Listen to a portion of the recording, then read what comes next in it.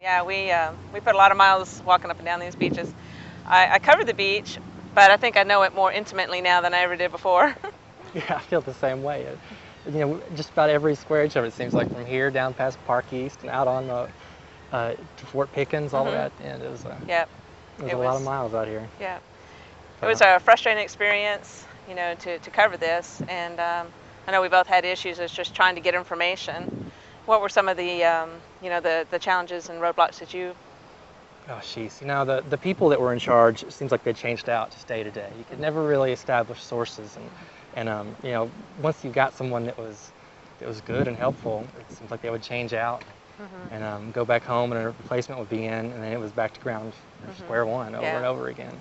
Yeah, that was the most frustrating part, was dealing with the whole unified command. And you and I have covered the military beats, and we know how difficult it is to deal with the government, and especially agencies that don't want to give you information. But the BP oil spill presented such a different challenge in that we had this big oil conglomerate who was controlling the information, and so we not only had to deal with government, federal and state and local government agencies, but we had to also deal with a private company who was controlling the information. And that really, I think that was probably um, the most challenging job I've ever had, in all my career. Did you make it out here the first day that the oil really hit? Yes, I did. What do you remember from that? It was, I think, even though so many people anticipated it, the their actual arrival was such a blow. I think it was so. I think people, in one way, they were waiting for these huge, just black waves to show up, and when they just started coming in patches, it kind of took people by surprise. But it almost put everybody into a state of mourning. And what did you think?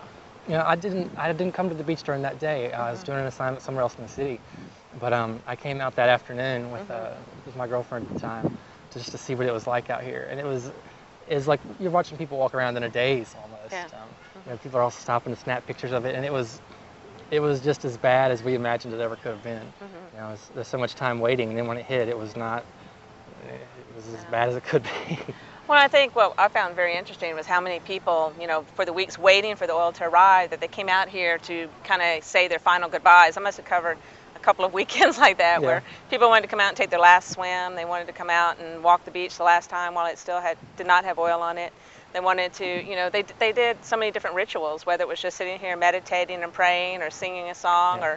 or joining a protest group, or picking up trash.